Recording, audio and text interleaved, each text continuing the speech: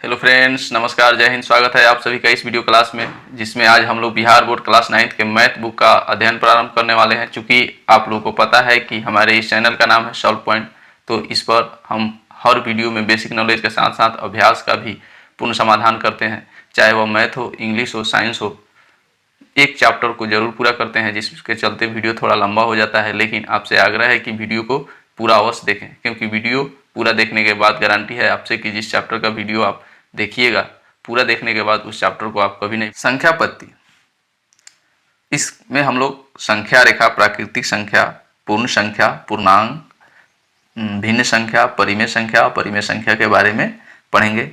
हम लोगों ने पिछली कक्षा 8वें क्लास में इसका वीडियो मेरे चैनल पर है। आप लोग अगर नहीं देखे हैं तो जरूर देख लीजिएगा, क्योंकि उसमें भी बहुत सारे बेसिक कंसेप्ट हैं। फिर से आज हम लोग इसको थोड़ा जान लेते हैं। संख्या रेखा, संख्या रेखा जो है उसके बारे में कहा जाता है संख्या रेखा।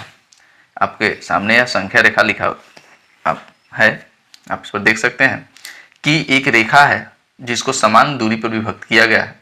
एक तरफ इसमें एक्स एक्सिस है और एक तरफ जो है एक्स डैश एक्सिस है, यानी एक तरफ धनात्मक है, एक तरफ ऋणात्मक होता है। बीच में शून्य है। शून्य के दाहिने तरफ धनात्मक संख्या पॉजिटिव नंबर लिखा हुआ है। 1 2 3 4 5, जितनी आपको आवश्यकता हो अनंत तक यह जा सकती है, उतना तक। और बाएं तरफ ऋणात्मक संख्या लिखा हुआ है, नेगेटिव नंबर। इसको -1 -2 -3 -4 -5, इस तरह जितनी हमको आवश्यकता है हम उतना संख्या ले सकते हैं। यानी संख्या रेखा हमें यह बात बतलाती है कि जब भी हम अपने हाथ के दाएं तरफ चलते हैं तो वहां संख्याओं का वैल्यू बढ़ते जाता है, उसका मान बढ़ते जाता है। जैसे 0 से हम लोग चलते हैं तो 0 के बाद 1 होता है, 2 होता है, 3 होता है, 4 होता है। 0 के बाएं हम लोग चलते हैं तो बाएं हाथ की तरफ माइनस में संख्याएं हैं, -1 -2 -3 -4, ऐसे बढ़ते हुए। लेकिन जब कहीं से भी हम अपने दाएं तरफ चलते हैं, संख्या रेखा पर कहीं से भी किसी भी बिंदु से जब हम अपने दाएं तरफ चलते हैं तो संख्याएं बड़ी होती चली जाती है। जैसे अगर इस -4 पर से हम अपने दाएं तरफ चलते हैं तो -3 -2, यानी 4 से -4 से -3 बड़ी होती है, -3 से -2 बड़ी होती है। जिन्हें -1 से 0 बड़ा होता है, उस तरह हम लोग दाएं तरफ जितना भी संख्या बढ़ते हैं बड़ी संख्या होती है, और बाएं तरफ बढ़ते हैं छोटी संख्या होती चली जाती है। जैसे धनात्मक में ही आप 7 के बाएं आते हैं तो 6 7 से छोटी संख्या होती है। उसी तरह ऋणात्मक में अगर आप 1 के बाएं तरफ जाते हैं तो -2 -1 से छोटी संख्या होती है। यानी संख्या रेखा में यह बतलाता है कि किसी भी संख्या रेखा पर किसी भी बिंदु से दाहिने तरफ हम चलें तो वह आगे आने वाली संख्याएं बड़ी संख्या होती है, और वहां से बाएं तरफ चलें तो आगे आने वाली संख्याएं छोटी होती है। उसके बाद हम लोग प्राकृतिक संख्या के बारे में पढ़ लेते हैं। प्राकृतिक संख्या, नेचुरल नंबर, आप लोगों ने पहले भी 8वें क्लास में पढ़ा है, फिर से इसको पढ़ते हैं। प्राकृतिक संख्या, 1 से अनंत तक की गिनती की संख्याओं को प्राकृतिक संख्या कहते हैं। प्राकृतिक संख्या को हम n प्रतीक से प्रकट करते हैं। n यानी नेचुरल नंबर। 1 2 3 4 5 6 7 8, यानी गिनती की वे सभी संख्याएं 1 से अनंत तक प्राकृतिक संख्या कहलाती है। 1 के पहले नहीं। लेकिन वहीं जब हम लोग आगे बढ़ते हैं तो आता है हमारा पूर्ण संख्या। पूर्ण संख्या का मतलब होता है होल नंबर। गिनती की वे प्राकृतिक संख्या जिसके पहले हम सिर्फ 0 लगा देते हैं तो वह पूर्ण संख्या में बदल जाता है। 0 से लेकर अनंत तक की गिनती की संख्याओं को पूर्ण संख्या कहते हैं। पूर्ण संख्या को हम W प्रतीक से प्रकट करते हैं। W का मतलब होता है होल नंबर, पूर्णांक। इसको इंग्लिश में कहते हैं इंटीजर। पूर्णांक पूर्ण संख्याओं के साथ ऋणात्मक संख्याओं के संग्रह को पूर्णांक कहते हैं। यानी संख्या रेखा आप लोगों ने देखा है, संख्या रेखा पर जो भी जितने भी सारी संख्याएं हैं, 0 है, धनात्मक संख्या है, ऋणात्मक संख्या है, वे सभी पूर्णांक के होते हैं। यानी पूर्णांक संख्याओं को हम लोग जेड प्रतीक से प्रकट करते हैं। जेड का मतलब होता है जहेल, जहेल का मतलब संख्या। यानी जितनी भी प्राकृतिक संख्या है, पूर्ण संख्या हो, ऋणात्मक संख्या हो, सभी को एक साथ मिला देने पर जो बनता है वो हमारा होता है पूर्णांक। उसके बाद आता है भिन्न संख्या। भिन्न संख्या यानी फ्रैक्शनल नंबर, इसको इंग्लिश में फ्रैक्शनल नंबर कहते हैं। बटा पर की सभी संख्या भिन्न संख्या कहलाती है। जैसे 1/2, -1/2, 2/3, 4/7, 9/11, 2/1, 5/1, यानी कोई भी संख्या अगर हम लिख देते हैं, कोई भी प्राकृतिक संख्या हम लिख देते हैं, उसके बाटा में अगर 1 लगा देते हैं तो वह भिन्न संख्या में बदल जाता है। बाटा में 0 नहीं होना चाहिए। उसके बाद आता है हमारा परिमेय संख्या। परिमेय संख्या को हम लोग रेशनल नंबर कहते हैं। यानी प्राकृतिक संख्या, पूर्ण संख्या, पूर्णांक, भिन्न संख्या बराबर होता है आपका परिमेय संख्या। प्राकृतिक संख्या यानी 1 से लेके अनंत तक, पूर्ण संख्या 0 से लेकर अनंत तक, ऋणात्मक सभी ऋणात्मक संख्याएं, उसके बाद बाटा पर की सभी संख्या, इन सभी संख्याओं को मिला देते हैं तो बनता है परिमेय संख्या। परिमेय संख्या को हम लोग Q प्रतीक से प्रकट करते हैं। Q का मतलब होता है कोसेंट। ऐसी संख्या जो P/Q के रूप में हो या व्यक्त किया जा सके परिमेय संख्या कहलाती है, जहां Q ≠ 0। परिमेय संख्याओं के बारे में थोड़ा और हम जानते हैं, रेशनल नंबर के बारे में कि ये क्या होते हैं। क्योंकि हम लोग देख चुके हैं परिमेय संख्या, रेशनल नंबर, प्रत्येक संख्या जिसे P/Q के रूप में लिख सकते हैं परिमेय संख्या होते हैं। परिमेय संख्या के अंतर्गत प्राकृतिक संख्या, पूर्ण संख्या, पूर्णांक, भिन्न संख्या बराबर आपको आता है परिमेय संख्या। अब जो है परिमेय संख्या को P/Q के रूप में भी लिखा जा सकता है। तो हम यहाँ लिख सकते हैं 2/4, ये भी परिमेय संख्या हो गए। उसके बाद आपको -2/4, ये भी परिमेय संख्या हो गया। कुछ भी बाटा में 0 को छोड़कर, इसके बाटा में 0 नहीं आना चाहिए। 0 के अलावा कुछ भी अगर हम लिखते हैं तो वह परिमेय संख्या, यानी ऊपर का ये P हुआ अंश और नीचे यह हर हुआ। इसको हर को Q कहते से कोसेंट, उसके बाद P जो है आपका अंश हो गया। यह हमेशा पूर्णांक होना चाहिए। पूर्णांक का मतलब आप लोग जानते ही हैं कि ऋणात्मक संख्या, उसके बाद पूर्ण संख्या, प्राकृतिक संख्या, भिन्न संख्या, ये सब परिमेय संख्या हो सकते हैं। उसके जैसे 0, यह भी एक परिमेय संख्या हो सकता है। इसके बाटा में अगर हम 1 लिख दें, 2 लिख दें, ये भी परिमेय संख्या हो सकता है। ऐसे 0 में किसी चीज़ से भाग देंगे तो वह 0 ही होगा बशर्ते, यानी कहने का मतलब है कि P और Q पूर्णांक होना चाहिए तथा P और Q का अगर हम HCF निकालते हैं, HCF LCM आप लोग जानते हैं, HCF हम निकालते हैं तो वह उसका HCF 1 आना चाहिए। अगर 1 HCF आ जाता है तो वह परिमेय संख्या हो जाएगा। जहाँ Q जो है वह 0 नहीं होना चाहिए, यानी हर जो है वह 0 नहीं होना चाहिए। हमेशा 0 से, Q जो है बड़ा होगा 0 से, 0 से हमेशा बड़ा होगा, 0 नहीं होगा। उसके बाद आप लोग संख्या रेखा देखे हैं। संख्या रेखा पर जो है इस एक्सरसाइज में हम लोगों को परिमेय संख्या निकालने हैं। दो संख्याओं के बीच परिमेय संख्या कैसे निकालते हैं वो निकालना है। हम लोग संख्या रेखा पर मानते हैं 0 है, 1 है, या धनात्मक है, या इधर दाहिने तरफ जितना ही बढ़ेंगे बड़ा संख्या होता जाएगा, बाएं तरफ बढ़ेंगे ऋणात्मक संख्या होगा, 0 के बाएं तरफ ऋणात्मक संख्या होता है। लेकिन बाएं तरफ में भी हम अगर जिस बिंदु से अपने दाहिने तरफ बढ़ते हैं, दाहिने हाथ की तरफ बढ़ते हैं, तो वह संख्या बड़ी होती चली जाती है। यह बात हम लोगों ने जान लिया है। 0 के और 1, आपको ये बिंदु ले लेते हैं, इस दोनों बिंदु के बीच में आपको 10 संख्याएं दिख रही है। अगर फ्रेश नहीं दिख रहा हो तो वीडियो को थोड़ा 420 पिक्सल पर करके देखें। इसमें 1 2 3 4 5, यानी एक बिंदु से दूसरे बिंदु पर के बीच में 10 संख्याएं होती है। उस 10 के बारे में हम लोगों को निकालना है। यही हम लोग परिमेय संख्या के अंतर्गत निकालते हैं। 0 और 1 के बीच परिमेय संख्या निकालना। इस प्रकार इसको हम लोग ये एग्जाम्पल से समझते हुए आगे बढ़ते हैं। इस एग्जाम्पल से हम लोग समझेंगे, उसके बाद हम लोग प्रश्नावली 1.1 भी बनाएंगे। एग्जाम्पल में है 1 और 2 के बीच 4 परिमेय संख्या निकालना है।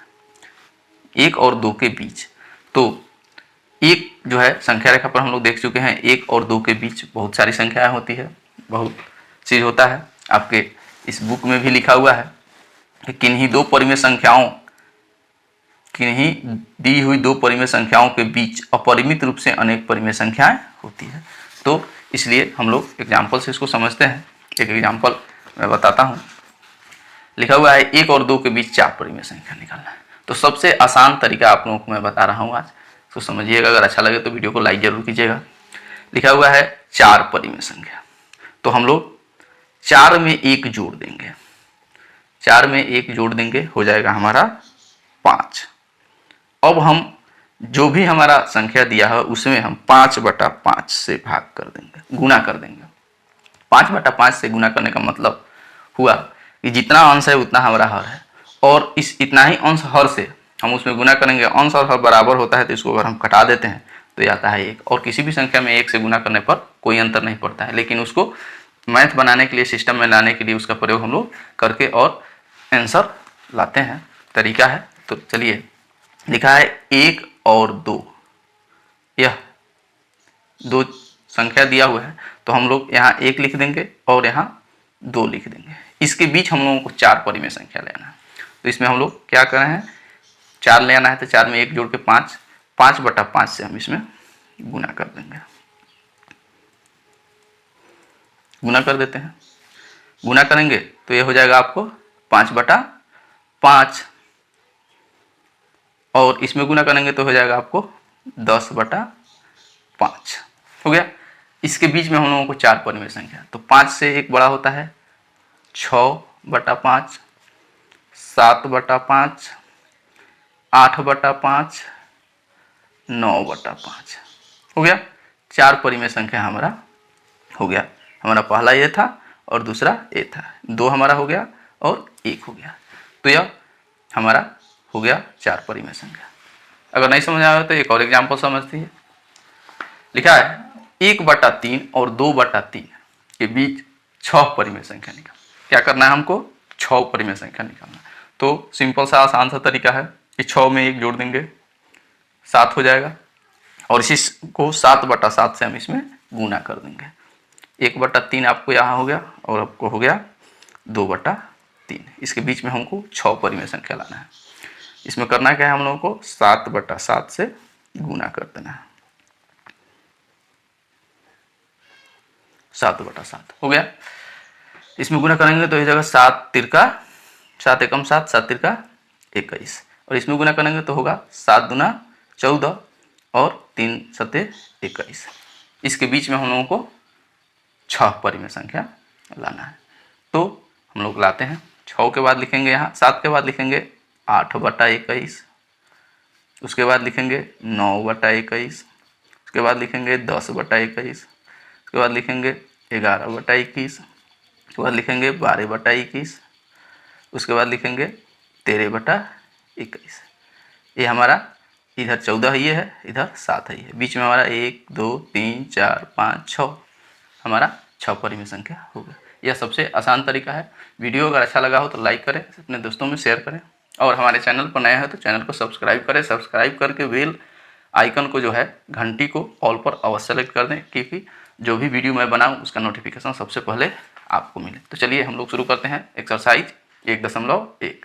ये रहा आपका प्रश्नावली 1.1। हर वीडियो में मेरा आपसे आग्रह रहता है कि कंसेप्ट को आप समझ लें और एक्सरसाइज स्वयं से बनाने का प्रयास करें। नहीं बनता है तो वीडियो का सहारा अवश्य लें। अगर आप वीडियो देखते रह जाते हैं तो पुनः वीडियो देखने के बाद एक्सरसाइज को अपने से स्वयं बनाएं। इसमें आपका 1 नंबर प्रश्न है, क्या 0 एक परिमेय संख्या है? क्या इसे p/q के रूप में लिख सकते हैं, जहाँ p और q पूर्णांक है और q ≠ 0? तो इसका उत्तर होगा हाँ। हम लोगों ने कंसेप्ट में पढ़ा है कि 0 को भी हम लिख सकते हैं। आपको संख्या रेखा पर 0 हमने दिखाया था और इसको अंश और हर के रूप में लिखकर हमने बताया था। इसे हम लोग लिख सकते हैं जैसे 0/1, 0/2 लिख सकते हैं। इसको हम लोग इस तरह हम लोग लिख सकते हैं। p/q के रूप में ये हो गया आपको, ये हो गया ऊपर p, नीचे हो गया आपको q, अंश और हर हो गया। q जो है वह एक ऋणात्मक संख्या भी हो सकती है, जैसे लिख सकते हैं हम लोग 5/-2, ऐसे भी हम लोग इसको लिख सकते हैं। इत्यादि बहुत सारा आपका हो सकता है। उसके बाद दूसरा नंबर प्रश्न है, कि 3 और 4 के बीच में 6 परिमेय संख्या ज्ञात करें। तो हम लोगों ने परिमेय संख्या ज्ञात किया था, आप लोगों को याद होगा, नहीं याद है तो एक बार और लिख लेते हैं हम लोग। 3 और 4, 3 और 4 के बीच में हम लोगों को ज्ञात करना है 6 परिमेय संख्या। 3 4 हमने लिख दिया। अब जो है यहाँ हम लोग को करना क्या है, परिमेय संख्या कितना लाना है हम लोगों को, 6 परिमेय संख्या लाना है। तो हम लोग करेंगे क्या, लिख देंगे 3 गुना, क्या करना है, जितना परिमेय संख्या लाना है उसमें 1 बढ़ा के हम लोगों को गुना कर दें। 3 लिख देंगे इधर और 4 लिख देंगे इधर, हो गया। 3 में गुना करना है क्या हम लोगों को, 7/7 से, हो गया। और 4 में भी वैसे ही हम लोगों को करना है 7/7 से गुना करेंगे। 7 तिरका 21/7, ऊपर इधर हो जाए 7 चौका 28/7, हो गया। अब हम लोगों को करना क्या है, 21 से बढ़ते जाना है हम लोगों को। 21 के बाद हम लोग लिखेंगे 22/7, 23/7, 24/7, 25/7, 26/7, 27/7, हो गया। इधर 28/7 है, ये है 21/7 है, ये तो हो गया आपको 1 2 3 4 5 6 परिमेय संख्या हमारा आ गया। अब नेक्स्ट क्वेश्चन को हम लोग बनाते हैं। नेक्स्ट क्वेश्चन है, यह बाटा में है, तो बाटा वाला भी एग्जाम्पल हम लोग समझे हैं। कह रहा है कि 3/5 और 4/5 के बीच 5 परिमेय संख्या ज्ञात करना है। क्या क्या करना है, 3/4 और 4/5, 3/5 और 4/5 के बीच। तो लिख देंगे 3/4 और 3/5 और 4/5, या इसके बीच हम लोगों को 4 परिमेय संख्या, 5 परिमेय संख्या निकालना है। तो वहीं 5 में 1 जोड़ के 6 कर देंगे और 6/6 से हम इधर कर देंगे। 6/6 का मतलब होता है 1, अगर 1 से गुना करते हैं तो कोई अंतर नहीं पड़ता है, लेकिन मैथ बनाने के लिए हम लोग इसको 6/6 से करके परिमेय संख्या निकालते हैं। तो लिख देंगे इधर 3/5 और यहाँ लिख देंगे 4/5, हो गया। इसमें गुना करना है 6/6 से, इसमें करेंगे 6/6 से। अब इसको देखिए कैसे हम लोग लाते हैं। 6/6 से इसमें गुना करेंगे तो होगा 6 तिरका 18 और 6×5 30, हो गया। इसमें गुना करेंगे तो होगा 6 चौका 24, 6×5 30, हो गया। अब इसके बीच में हम लोगों को 5 परिमेय संख्या लिखना है। 18 के बाद हम लोग लिखेंगे 19/30, 20/30, 21/30, 22/30, 23/30, हो गया। हमको 1 2 3 4 5 यानी 18 और 24 के बीच में हम लोग 5 परिमेय संख्या लिख दिए। यह बदल भी सकता है, लेकिन तरीका आपको यही रहेगा इसका। अब अगला क्वेश्चन हम लोग बनाते हैं 4 नंबर में है, नीचे दिए गए कथन सत्य हैं या असत्य हैं, कारण के साथ अपने उत्तर दीजिए। कारण क्या, प्रश्न क्या है, प्रत्येक प्राकृतिक संख्या एक पूर्ण संख्या होती है। तो हाँ, हर प्राकृतिक संख्या एक पूर्ण संख्या हो सकती है। हम लोगों ने देखा है, यही ना देखे हैं हम लोग कि प्राकृतिक संख्या आपको ये 1 से लेकर अनंत तक की गिनती की संख्या और पूर्ण संख्या, तो सिर्फ प्राकृतिक संख्या में हम लोग 0 मिला देते हैं तो पूर्ण संख्या बन जाता है। वो भी होता है 0 से लेकर अनंत तक, तो इसमें सारा प्राकृतिक संख्या है कि नहीं है। उसके बाद प्रत्येक पूर्णांक एक पूर्ण संख्या हो सकती है, प्रत्येक पूर्णांक एक पूर्ण संख्या हो सकती है। तो इसका आंसर होगा नहीं, क्योंकि पूर्णांक में जो है ऋणात्मक संख्याएं होती है और पूर्ण संख्या में ऋणात्मक संख्या नहीं होता है। हम लोग देख चुके हैं कि पूर्णांक जो है इसमें सभी ऋणात्मक संख्याओं, माने प्राकृतिक संख्या पूर्ण संख्या के साथ ऋणात्मक संख्याओं का संग्रह आपको पूर्णांक होता है। तो यहाँ कह रहा है कि प्रत्येक पूर्णांक एक पूर्ण संख्या हो सकती है, तो नहीं, इसमें प्रत्येक पूर्णांक नहीं हो सकते, इसमें ऋणात्मक संख्या भी होती है। उसके बाद आपका प्रश्न है, प्रत्येक परिमेय संख्या एक पूर्ण संख्या हो सकती है, प्रत्येक परिमेय संख्या एक पूर्ण संख्या हो सकती है। तो इसका आंसर होगा नहीं हो सकती, क्योंकि उसमें पूर्णांक भी होता है, भिन्न संख्या भी हो सकता है। यानी हर परिमेय संख्या के अंतर्गत आपको आता है भिन्न संख्या, पूर्णांक, तो वह p बटा q के रूप में होता है। तो हर परिमेय संख्या, सभी परिमेय संख्या पूर्ण संख्या नहीं हो सकती, सभी पूर्ण संख्या परिमेय संख्या हो सकती है। इसका होगा हाँ हो सकती है, इसका होगा नहीं नहीं हो सकती, क्योंकि प्रत्येक पूर्णांक पूर्ण संख्या नहीं होती, उसमें ऋणात्मक संख्या होती है। प्रत्येक परिमेय संख्या एक पूर्ण संख्या नहीं होती, इसको भी लिखेंगे नहीं, क्योंकि परिमेय संख्या में आपको भिन्न संख्या और पूर्णांक सभी होते हैं। इस प्रकार यह वीडियो समाप्त हुआ। अगले वीडियो में हम लोग पढ़ेंगे अपरिमेय संख्या के बारे में, काफ़ी डिटेल्स में पढ़ेंगे, इसलिए चैनल को सब्सक्राइब करें, वीडियो को लाइक करें, अपने दोस्तों में शेयर करें। मिलते हैं नेक्स्ट वीडियो में। जय हिंद।